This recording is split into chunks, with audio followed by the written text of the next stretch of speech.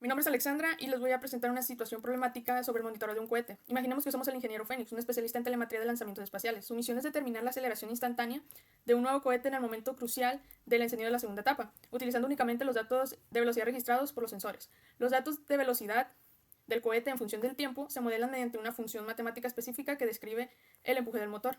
El objetivo es encontrar la aceleración en un tiempo específico, y la aceleración es por definición física la derivada de la velocidad respecto al tiempo.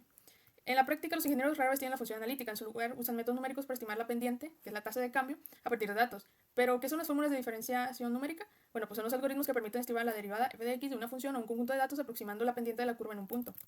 El ingeniero Fénix necesita traducir la velocidad registrada por el sensor a la aceleración. Para este ejercicio se utiliza el modelo matemático de velocidad simulado en el código, que es v por t es igual a 2t cuadrada más 3t. El ingeniero Fénix desea la aceleración en t inicial, que es igual a 1.0 segundos, y se selecciona la fórmula de diferencia finita más simple, que mira un pequeño paso adelante en el tiempo, donde tenemos que a por t inicial es igual a b por t inicial más h menos b por t inicial entre h. Ahora, el parámetro h es la distancia en el futuro donde se toma el segundo punto de medición. Si usamos h igual a 0.1 segundos, estamos calculando la pendiente promedio entre t, que es igual a 1.0, y t igual a 1.1 segundos. Cuanto más pequeño sea h, por ejemplo, 0.001, entonces será más cerca la pendiente de la secante a la pendiente real de la tangente y por lo tanto más precisa será la estimación de la aceleración instantánea. Utilizando los valores del código proporcionados, tenemos una velocidad actual de 5 metros sobre segundo, una velocidad adelantada de 5.72 metros sobre segundo y una aceleración numérica estimada de 7.20 metros sobre segundo al cuadrado. Además, tenemos una aceleración analítica de 7.0 metros sobre segundo al cuadrado.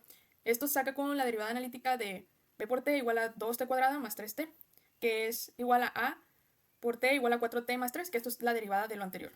Bien, el error absoluto cuantifica la diferencia entre la estimación numérica y el valor real, que nos da un valor de 0.20 metros sobre segundo al cuadrado. El error de 0.20 metros sobre segundo al cuadrado es significativo en aplicaciones aeroespaciales. La estimación numérica sobreestima la aceleración real debido a lo que el paso el h igual a 0.1 es demasiado grande. La fórmula de diferencia adelantada asume que la curva es una línea recta entre t y t más h, pero si la curva es pronunciada como 2t cuadrada, esta simplificación introduce un error grande.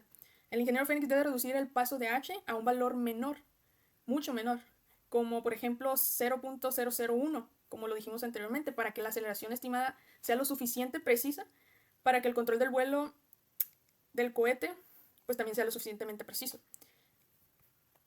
Seguimos con nuestra segunda situación problemática, que es sobre un diseño de un amortiguador. Bien, imaginemos que somos el ingeniero Damping, un especialista en dinámica estructural y vibraciones. Está diseñando un nuevo sistema de amortiguación para un vehículo de alto rendimiento. Para optimizar el diseño necesita conocer la tasa de cambio instantánea de la fuerza ejercida por el amortiguador en un punto crítico de compresión. Fuerza que se mostrará como una F. Mostrará la fuerza de amortiguación que depende de la velocidad de compresión modelada en función de la posición X del pistón. La tasa de cambio de la fuerza respecto a la posición, que es F' de X, es el coeficiente de rigidez local del amortiguador, esencial para calcular la frecuencia natural del sistema. Determinar el coeficiente de rigidez F' de X es la posición crítica de X inicial, que es igual a 1 metro, con la máxima presión. ¿Por qué la diferencia centrada? Bueno, pues cualquier error en el cálculo de coeficiente de rigidez F' de X resultará en una frecuencia de resonancia mal predicha. Un error de resonancia puede causar fallos catastróficos, por ello el método de diferencia centrada es obligatorio, ya que su capacidad para promediar la pendiente mirando simétricamente a ambos lados de X inicial garantiza la predicción necesaria para un diseño seguro. El ingeniero Damping traduce su modelo de fuerza a la fórmula de diferenciación numérica, donde la fuerza medida de los prototipos se modela con la función f de x es igual a 2x cuadrada más 3x, donde f está en newtons y x está en metros. La fórmula del coeficiente de rigidez, que es nuestra derivada numérica, tenemos f' por x inicial, que es igual a f por, que es nuestra fuerza, por x inicial más h menos f por x inicial menos h entre 2h. El resultado de f' de x se mide en newtons sobre metro. Ahora, el coeficiente de rigidez real es la derivada de la función f' de x, que sería 4x más 3. En la posición crítica de x0 igual a 1, F' nos daría como resultado a 7 newtons sobre metro. Damping utiliza el código para simular la toma de datos del sensor con dos precisiones diferentes representadas por el paso h, donde tenemos uno de h igual a 0.50, que nos da un valor de 7 y un error absoluto de 0. Esa sería nuestra medición imprecisa. Y tenemos una medición precisa, que tenemos en el valor de h 0.01, donde nos da como coeficiente de rigidez numérico 7 y un error absoluto de 2.220 por 10 a la menos 15. El ingeniero Damping valida el diseño estructural utilizando la diferencia centrada. El coeficiente de rigidez local en la posición crítica es de 7 newtons sobre metro. Este es el valor que debe usarse en los cálculos de dinámica del vehículo. El error es prácticamente cero, incluso con una h grande. El error de 10 a la menos 15 con h es igual a 0.01, que es la limitación numérica del software. Esto prueba que el método centrado es el estándar de oro en ingeniería mecánica para la predicción de propiedades estructurales y frecuencias naturales, donde un error mínimo es la diferencia entre el éxito del producto y la falla por resonancia. Nuestra tercera problemática, que habla sobre el trabajo de un pistón hidráulico. Imaginemos que somos el ingeniero torque, encargado de diseñar un sistema de elevación que usa un pistón hidráulico. Para seleccionar la bomba adecuada necesitas conocer el trabajo total que el pistón realiza al desplazar una carga en un recorrido de 2 metros. El problema es que la fuerza que el pistón debe aplicar no es constante. Entonces cambia a medida que el pistón se mueve debido a la geometría y a la resistencia. Nosotros solo tenemos los datos discretos de fuerza medidos por un sensor en puntos específicos del recorrido. Entonces nuestro objetivo es calcular el trabajo total medido en joules. En la física y la ingeniería el trabajo se representa con la W, que es la integral de la fuerza, representada como F, respecto a la distancia, que se muestra como X. Y tenemos una fórmula que queda como W es igual a la integral de F de X de X. El reto es usar la integración numérica para encontrar el área bajo la curva de fuerza versus distancia a partir de una tabla de mediciones. ¿Pero qué es la regla del trapecio? Bien, pues la regla del trapecio es la forma más efectiva de calcular el área bajo una curva cuando solo se tienen puntos de una tabla. Imaginemos que el código toma los puntos medidos y los une con líneas rectas. Esto divide el área total en una serie de trapecios. Y el comando traps, que lo podemos ver en el código, suma el área de todos estos trapecios y esa suma es la mejor estimación posible al trabajo total realizado. El ingeniero torque traduce las lecturas de su sensor al lenguaje de programación. El código utiliza los siguientes datos experimentales, que tenemos en el vector X, el recorrido del pistón en metros, que son los valores de 0, 0.5, 1, 1.5 y 2. Esto medido en metros, como lo mencioné anteriormente. Y tenemos el vector Y, que es la fuerza medida en newtons. Y tenemos una fuerza de 10, 12.5, 16, 20.5 y 26. Ahora, el código ejecuta la suma de las áreas de los trapecios formado por los datos.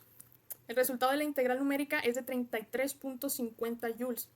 El trabajo total es igual a la suma de la integral de la fuerza respecto a la distancia usando la regla de trapecio. Así se obtiene este resultado de 33.50 joules. El trabajo total que la bomba debe suministrar al sistema hidráulico es de 33.50 joules. Este es el valor clave para la selección de potencia de la bomba. El comando TRAPS es indispensable porque en la práctica los ingenieros casi siempre trabajan con datos discretos, que son las mediciones de los sensores, no con funciones perfectas. Entonces TRAPS permite obtener el valor acumulado de la integral de cualquier variable, ya sea trabajo, carga, volumen, etc., con la mejor precisión posible a partir de esta tabla de datos. Ahora vamos con el ejercicio 4, que este se llama comparación contra la solución analítica, ¿sí? Es una historia, bueno, la historia trata de un equipo de control de calidad que debe certificar que el cálculo de trabajo cumple con la tolerancia de 1%. El objetivo es comparar la integral numérica con la solución exacta y calcular el error absoluto. Vamos a comenzar ahora bien con el código, con el programa, poniendo en las primeras líneas CLC, clar y clar al, esto para limpiar el programa, ¿sí? Y vamos a poner, en este caso, por ciento de ejercicio 4, ¿sí? Vamos a comenzar definiendo dos variables, x y y, donde x va a ser igual a linspace, que en este caso la línea 6 lo que quiere decir es crear 100 puntos entre el 0 y el pi. Esto representa, por ejemplo, una distancia media, ¿sí? Y ahora bien con el y, que y es igual a seno de x, esta es la fuerza aplicada en la función de distancia. Ahora bien, el área traps es igual a traps y ya ponemos las coordenadas de las variables x y y. Usamos la regla del trapecio en este caso para estimar el área bajo la curva, el trabajo ya realizado, ¿no? En la línea 4 vamos a hacer el área real, que va a ser igual a menos coseno de pi más coseno de 0. Esta es la solución analítica de la integral del seno de x de 0 a pi, es decir, coseno de 0 menos coseno de pi. Ahora bien, en el paso 5, donde dice error, ahí vamos a calcular el error absoluto, que vamos a medir qué tan lejos está la muestra, qué tan lejos está esta muestra de solución numérica de la exacta, qué tan lejos está. Y error es igual a abs del área real menos el área de traps, para calcular ahora sí que la distancia, ¿no? Y por último, pues vamos a analizar los resultados. F' para mostrar, en las últimas tres líneas, del área traps, ¿sí? Del F' del área real y del error absoluto, que una vez nosotros dándole en ventana de comandos para ver los resultados, pues nos va a arrojar que el método TRAPS 9.0556, método exacto, 9.0000, error absoluto 0.055556. En este caso, la integral numérica con trap 0 se acercó bastante al valor exacto, pero siempre existe pues un pequeño error, ¿no? Este error depende del tamaño del paso h y de la forma de la función. Más que nada, es comparar contra una solución analítica que nos permite validar si el método numérico es suficiente y preciso para tomar decisiones. En este caso, el error fue muy bajo, lo que indica que el método es confiable para aplicaciones reales de este tipo, ¿no? En el ejercicio 5, que se llama error versus tamaño de paso h, lo que nos dice es una historia. La historia nos dice que el ingeniero debe optimizar el número de muestras de un sensor y como objetivo es mostrar cómo el tamaño del paso h afecta al error de la integral. Muy bien. Dicho esto, vamos a comenzar limpiando el programa. Bueno, aquí sería así. Entonces, vamos a comenzar. Y dice que vamos a definir dos variables, en este caso f y a. Que f es la función que queremos integrar, ¿sí? F es igual a arroba de x del seno de x, ¿sí? Y a es igual a 0 y b es igual a pi. En este caso la línea de a vamos a integrar desde 0 hasta pi, es lo que nos dice esa línea. Ahora bien, el área guión bajo real es igual a menos coseno de b más coseno de a. Esta es la solución analítica de la integral del seno de x en dx, ¿sí? En el paso 4 vamos a preparar un vector de tamaños de paso. En este caso va a ser un incremento del 5, 10, 20, 50, 100, 200, 500 hasta el 1000, que es lo que podemos observar que está igualada a n. Esto va a ser diferentes tipos de cantidades de puntos, entre más puntos menor h, ¿sí? Ahora vamos a verlos, vamos a iniciar con los vectores de errores. En este caso errores es igual a ceros, que cubre a cice de n. Y es lo que podemos observar que está anidado del for al end, que en este caso lo que entra ahí va a ser igual a i es igual a 1 del leg n, donde consecutivamente la línea 18 explica de x es igual a linspace a b n, que multiplica a i. Lo que pasa aquí es que después el y está igualado al f de x, donde, como habíamos comentado, pone los errores de i igualados a i, igual a abs del área real menos el área traps. Y ya concluimos en este paso lo anidado, donde el último log, en la línea 24, perdón, graficamos el error versus el número de puntos, que es lo que aparece de la 24 a la 28. Número de puntos, y vamos a mostrar también el error absoluto, el error versus el tamaño de paso h, que una vez nosotros, a ver, aquí podemos observar la gráfica. En este caso observamos que al aumentar el número de puntos, es decir, al reducir h, el error disminuye significativamente. Esto confirma que el tamaño de paso es uno de los factores más importantes para mejorar la precisión de una integral numérica. También debemos de tener cuidado si h es demasiado pequeño. Podemos enfrentar problemas como el redondeo o costos altos, literal. La clave aquí en este problema es encontrar un equilibrio entre la precisión y la eficiencia.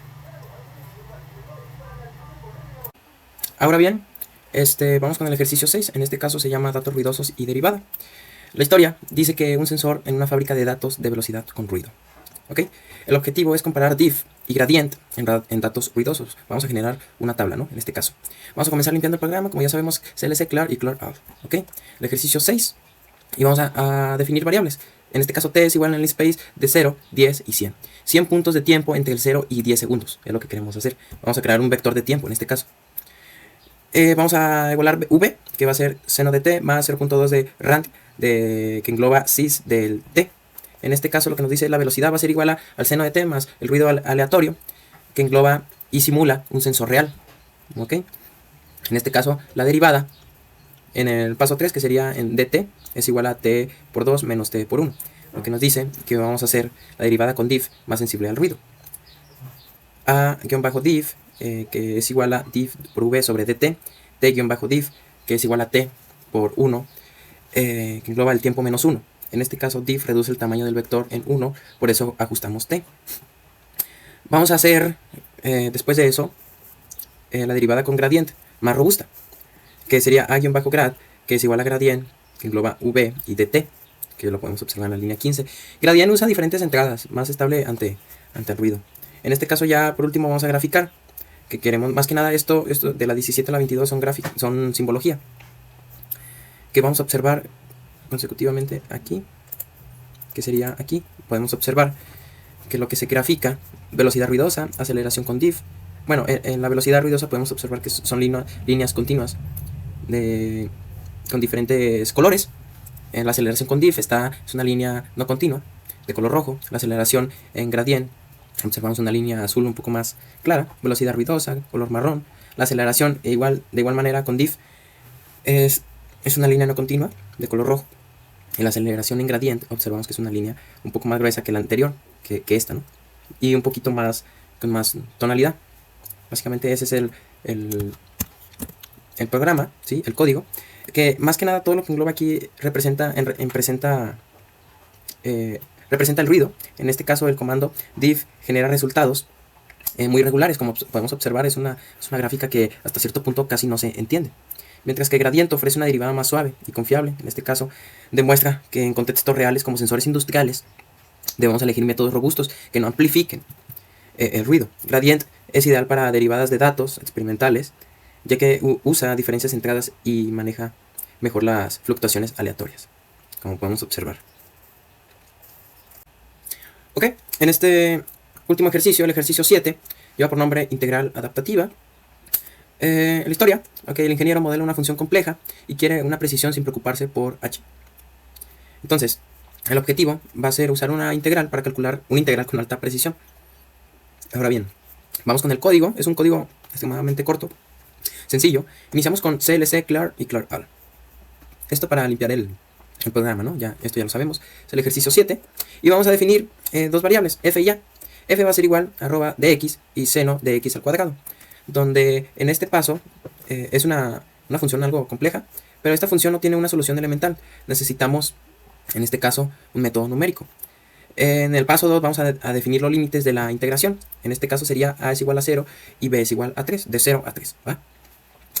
Vamos a utilizar la integral para calcular el área. En este caso, área va a ser igual a la integral de f de a y b. En este caso, nos ajustaría MATLAB automáticamente el tamaño del paso de h para garantizar una mejor precisión, ¿sí? Y por último vamos a mostrar el resultado f' del área bajo el seno de x al cuadrado de 0 a 3, que es lo que nos pide, y igualamos y ponemos de nueva cuenta área. Para la hora de darle correr, pues nos dice que el área del seno de x al cuadrado de 0 a 3 pues es 0.773563. Muy bien, la función integral en MATLAB Octave resuelve la integral de una función compleja sin que tuviéramos que preocuparnos por el tamaño de paso. Esto es posible gracias a los algoritmos adaptados que ajustan h automáticamente. H, no sé si sea un poco complejo, pero h es altura, ¿sí? Automáticamente para cumplir con una tolerancia de error. En este tipo de herramientas ahora sí que nos permiten enfocarnos en el modelo sin perder tiempo ajustando parámetros numéricos, ¿sí? Es un método numérico recomendado en cuanto trabajamos con funciones analíticas.